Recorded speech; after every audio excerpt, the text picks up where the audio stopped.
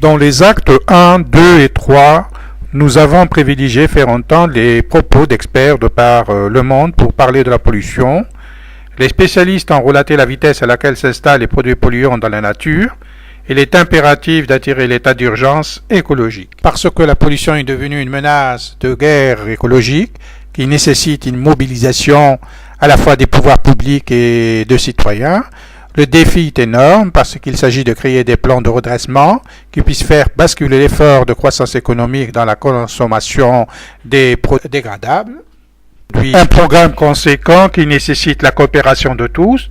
Le monde entier est impliqué pour sauver la nature, en remédier et relever les défis de l'économie durable. Il va sans dire d'évoquer un état d'urgence de nuisances dévastatrices qui détruisent l'écologie. Nous percevons un état d'appauvrissement du monde et de la nature qui va aux dépens de la vie même. Les pouvoirs publics doivent prendre des mesures qui s'imposent. Il faut pénaliser les actes de crime écologique. La nature est en danger. La gestion régulée des ressources va de la défense de la survie. La nature est dans son intégralité transformée en gestion économique. Depuis l'eau du sous-sol jusqu'à l'ozone de l'atmosphère, les activités humaines en sont étroitement liées. Les écologistes sont sur le terrain de la lutte contre les nuisances et les exemples récents ne manquent pas de montrer l'instant qui prévaut. Même la religion musulmane s'en enquiert de ce problème. Un passage coranique alerte sur ce fléau et désigne les activités humaines d'être tutrices de la pollution marine et continentale. En voici un extrait. Sourate intitulée Les Romains, verset 40. Au nom d'Allah, le très miséricordieux, le tout miséricordieux. La nuisance est visible en mer et sur la terre ferme. Elle résulte des biens produits par les activités humaines. Les gens goûteront aux effets nuisants de ces produits, peut-être qu'après coup, ils remédieront. La pollution n'est pas uniquement un problème sur la terre ferme. La gravité agit 24 heures sur 24, 365 jours par an, et elle entraîne les détritus, les eaux usées et les substances chimiques vers les rivières et les fleuves, en direction de leur lieu de dépôt final, les océans. Contaminant sans cesse l'eau douce, nous mettons les baleines et leur habitat marin en grand danger, et nous avec. Émissions et retombées radioactives des usines nucléaires, pollution industrielle, émissions de gaz carbonique par les automobiles ou utilisation de bombes aérosols contribuent à la dégradation de l'environnement. La destruction massive des forêts, notamment en Amazonie et en Asie du Sud-Est, entraîne quant à elle un déséquilibre significatif des écosystèmes. La pollution marine provoquée par le naufrage de pétroliers complète ce panorama. Trous dans la couche d'ozone à l'origine de changements climatiques, pluies acides qui dégradent les forêts, notamment en Europe centrale. Marées noires dont les espèces animales évoluant en milieu marin sont les premières victimes, ou êtres humains atteints de maladies graves, sont les conséquences préoccupantes de ces pollutions. Afin de lutter contre ces menaces et de sensibiliser l'opinion, les organisations écologistes telles que WWF ou Greenpeace se mobilisent.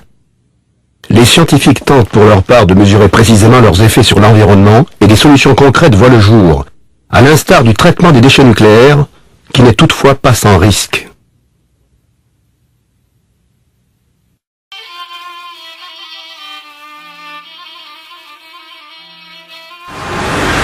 La pollution atmosphérique classée cancérigène par l'Organisation mondiale de la santé. L'annonce en a été faite la semaine dernière.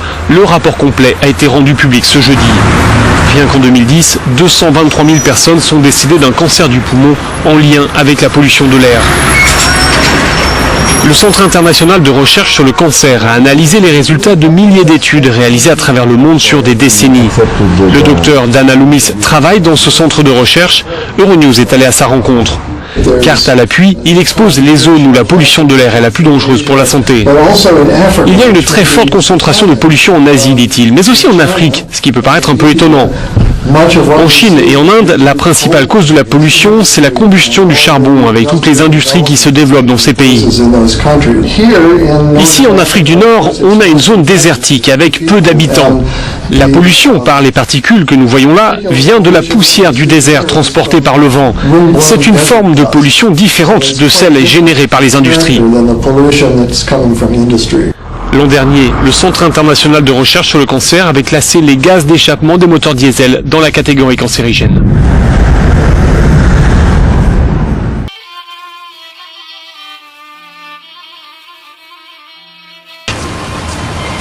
Il faut agir vite, et de nombreux adolescents ont décidé de prendre les choses en main.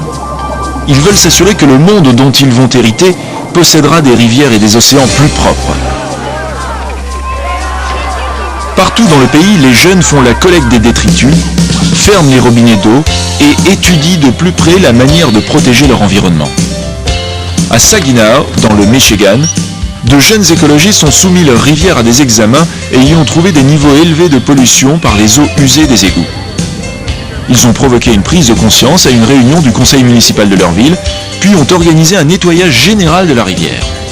À Washington, dans le district de Columbia, des élèves ont lancé un programme de recyclage destiné à nettoyer l'environnement et à récolter des fonds importants pour les événements dans leurs écoles.